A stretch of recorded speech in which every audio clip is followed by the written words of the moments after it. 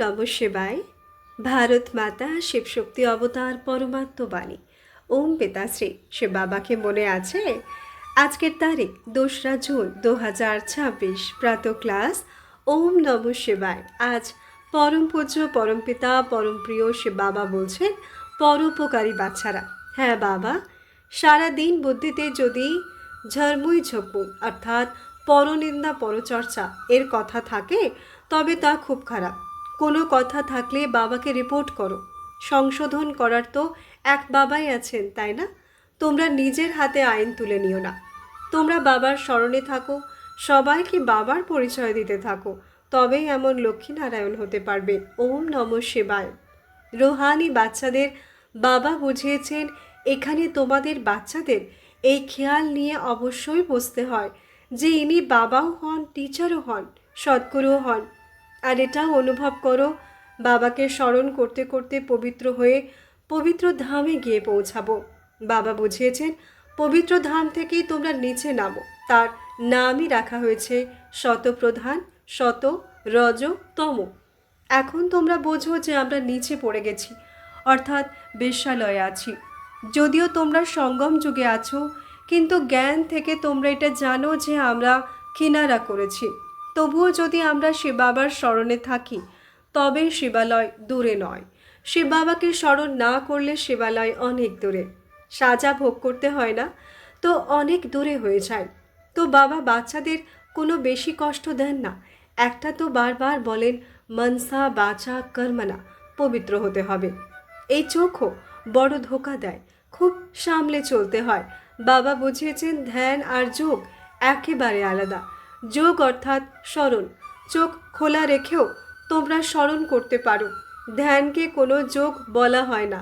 ধ্যানে গেলে তাকে না যোগ না জ্ঞান বলা হয়। ভোগও নিয়ে গেলে ডিরেকশন অনুযায়ী যেতে হবে। এতে মায়াও অনেক আছে। মায়া এমন যা একদম ভব ঘুরে করে দেয়। বড় বলবান। যেমন বাবা বলবান তেমনই মায়াও বলবান। এত বলবান যে সারা দুনিয়াকে বেশ্যালয়ে ফেলে দিয়েছে। অনেক বাচ্চি ছিল যারা ভোগ ইত্যাদি লাগাতো, মায়া এমন যে তাদেরও বেশ্যালয়ে ঠেলে দিয়েছে।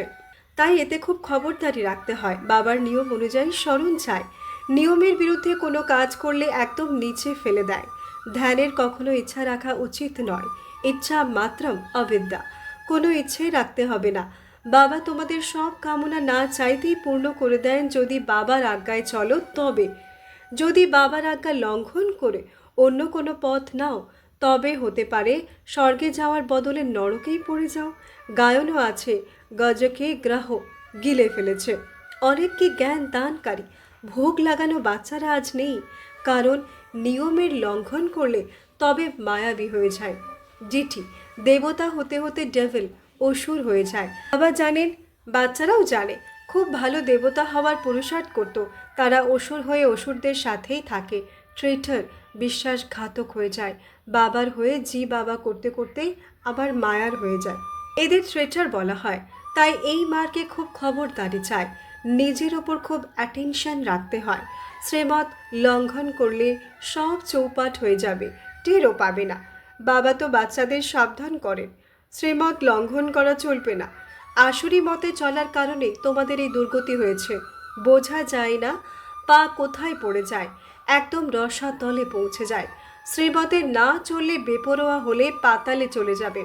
কালও বাবা বুঝিয়েছেন, অনেক গোপ আছে যারা নিজেদের মধ্যে কমিটি ইত্যাদি বানায়, যা করে শ্রীমতের আধার ছাড়া করে, তবে ডিসসার্ভিস করে। শ্রীমত ছাড়া করলে নিচে পড়তেই থাকবে। বাবা শুরুতেও কমিটি বানিয়েছিলেন তো মায়েদেরই বানিয়েছিলেন, কারণ কলসও তো মায়েরা পায়। বন্দে মাতরম গায়ন আছে। যদি গোপরা কমিটি বানায় তবে বন্দে গোপ তো গায়ন নেই।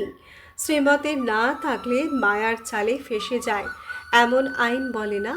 বাবা মায়েদের কমিটি বানিয়েছিলেন, তাদের হাতেই সব কিছু দিয়ে দিয়েছিলেন। বাচ্চারা ট্রাস্টওয়ার্দি, বিশ্বাসযোগ্য হয়। মেল পুরুষ নয়। পুরুষরা প্রায় দেউলিয়া হয়, স্ত্রীরা নয়। কখনো শুনেছ অমুক স্ত্রী দেউলিয়া হয়েছে? তো বাবাও কলস মায়েদের ওপর রাখেন।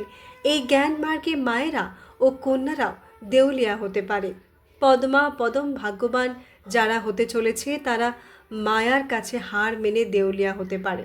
এতে স্ত্রী পুরুষ উভয়ই দেউলিয়া হতে পারে, আর হয়ও। তাতে শুধু পুরুষরা দেউলিয়া হয়?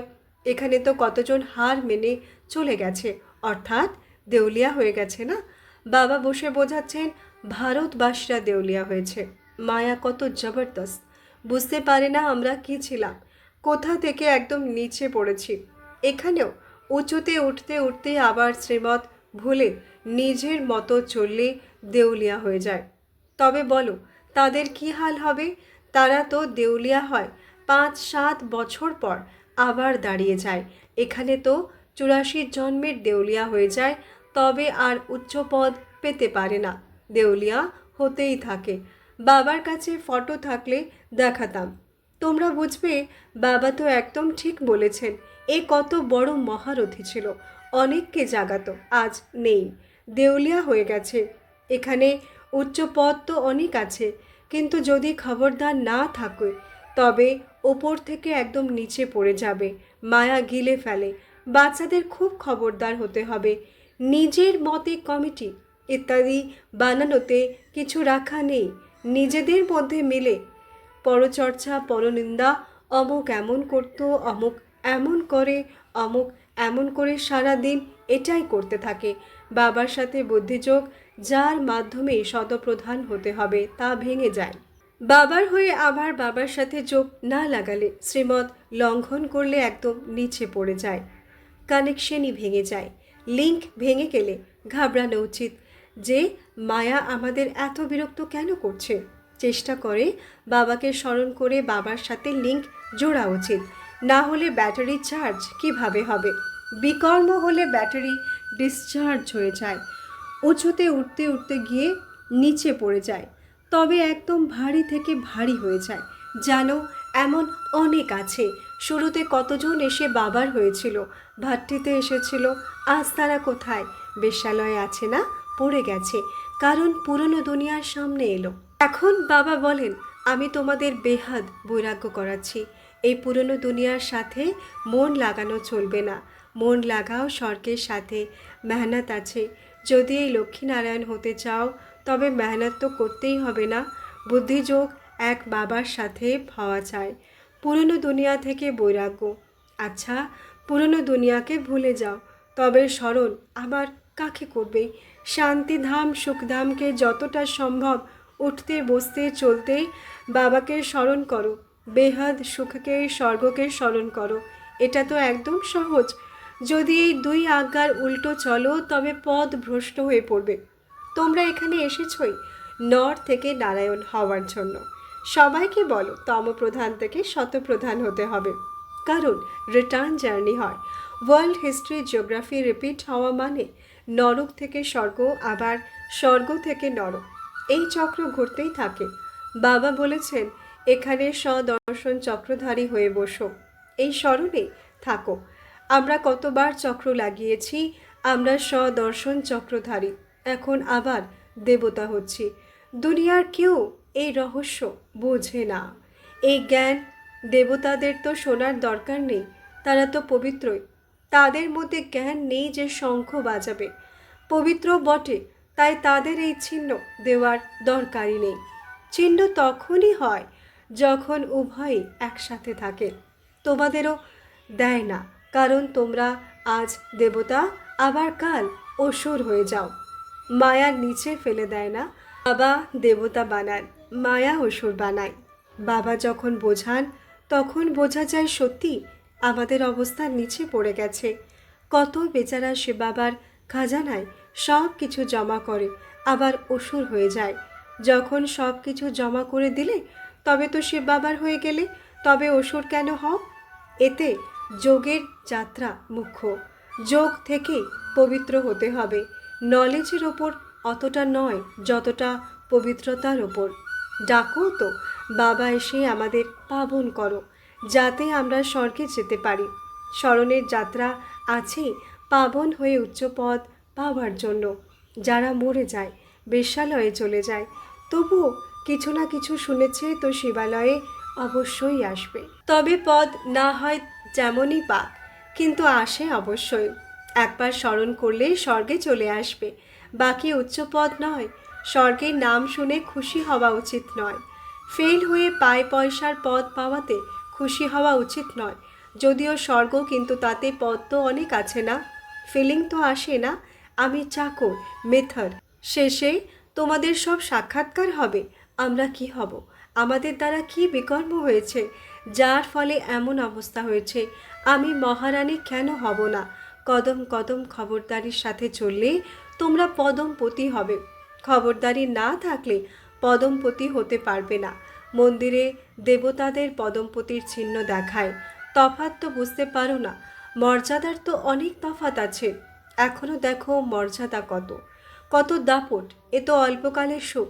তারা তো সারা জীবন রাজা ছিল, এখন প্রাইম মিনিস্টার। সারা জীবন থাকতে পারে না, বা তাদের উত্তরাধিকারী প্রাইম মিনিস্টার হতে পারে না, সে হকদার হতে পারে না। তো এখন বাবা বলেন এই উচ্চ পদ পেতে হবে, যার জন্যই সবাই হাত তোলে। তো এতটা পুরুষার্থ করতে হবে, হাত তোলারও নিজে শেষ হয়ে যায়। বলবে এরা দেবতা হচ্ছিল, পুরুষার্থ করতে করতে শেষ হয়ে গেল। হাত তোলা তো সহজ, অনেককে বোঝানোও সহজ। মহারথীরা বোঝাতে বোঝাতেও গায়েব হয়ে যায়, অন্যদের কল্যাণ করে আবার নিজের অকল্যাণ করে বসে। তাই বাবা বোঝান, খবরদার থাকো, অন্তর্মুখী হয়ে বাবাকে স্মরণ করো। কিভাবে? বাবা আমাদের বাবাও হন, টিচারও হন, সদ্গুরুও হন। আমরা এখন যাচ্ছি, আগে সুইট হোমে যাব। এই সব জ্ঞান ভেতরে থাকা উচিত। বাবার মধ্যে জ্ঞান আর যোগ উভয়ই আছে, তোমাদের মধ্যেও থাকা চাই।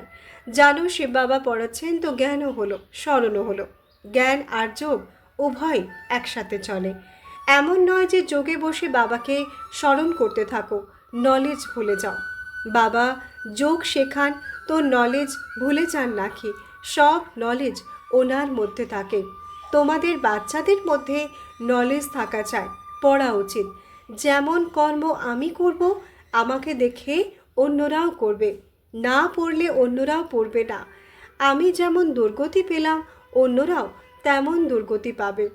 আমি নিমিত্ত হয়ে যাব অন্যদের নিচে ফেলার। এমন অনেক ভালো ভালো মহারথী আছে যারা মুরলি পড়ে না। মহারথী যারা সেন্টার সামলায় তাদের জন্য বাবা বলেন, মহারথী যারা সেন্টার সামলায় তাদের জন্য বাবা বলেন যে এমন এমন মহারথীদের মায়া গিলে ফেলে, মুরলি পড়ে না। মিথ্যা অহংকার এসে যায়, মায়া ঝটফট আক্রমণ করে নেয়। কদম কদম শ্রীমত চায়, না হলে কিছু না কিছু বিকর্ম হয়ে যায়। অনেক বাচ্চা ভুল করে, তবে সর্বনাশ হয়ে যায়। গাফিলতি হলে মায়া থাপ্পড় মেরে দেয়, ওয়ার্থ নট এ পেনি বানিয়ে দেয়। অহংকার এলে মায়া অনেক বিকর্ম করায়। বাবা কি আর বলেছেন গোপদের কমিটি ইত্যাদি বানাও? কমিটিতে হেড 1, 2 ফিমেল অবশ্যই চাই, যার পরামর্শেই কাজ হবে। কলস তো লক্ষ্মীর ওপর রাখা হয় না, গায়নও আছে, অমৃত পান করাতো। আবার কোথাও যোগে বিঘ্ন ঘটায়, অনেক প্রকারের বিঘ্ন সৃষ্টিকারী আছে। সারা দিন বুদ্ধিতে এই পরচর্চা এর কথা থাকে, এটা খুব খারাপ। কোনো কথা থাকলে বাবাকে রিপোর্ট করো। সংশোধন করার তো এক বাবাই আছেন, তোমরা নিজের হাতে আইন তুলে নিও না। তোমরা বাবার স্মরণে থাকো, সবাইকে বাবার পরিচয় দিতে থাকো, তবেই এমন হতে পারবে। মায়া খুব কড়া, কাউকে ছাড়ে না। সর্বদা বাবাকে সমাচার লেখা উচিত, ডিরেকশন নিচে থাকা উচিত, ডিরেকশন নিতে থাকা উচিত। এমনিতে তো ডিরেকশন পেতেই থাকো। বাচ্চারা বোঝে, বাবা তো নিজেই এই বিষয়ে বুঝিয়ে দিয়েছেন। বাবা তো অন্তর্যামী। বাবা বলেন না আমি তো নলেজ পড়াই, এতে অন্তর্যামীর তো কথাই নেই। হ্যাঁ, এটা জানি যে এরা আমার বাচ্চা, প্রত্যেকের ভেতরে আত্মা আমার বাচ্চা। বাকি এমন নয় যে বাবা সবার মধ্যে বিরাজমান। মানুষ উল্টো বোঝে। বাবা বলেন আমি জানি সবার তখতে আত্মা বিরাজমান। এটা তো কত সহজ বোঝার কথা। সবাই চৈতন্য, অকাল তখত। তবুও পরমাত্মাকে সর্বব্যাপী বলে দেয়, এটা হলো এক বড় ভুল। এই কারণেই ভারত নিচে পড়েছে। বাবা বলেন তোমরা আমার অনেক গ্লানি করেছ, বিশ্বের মালিক যিনি তাকেই তোমরা গালি দিয়েছ।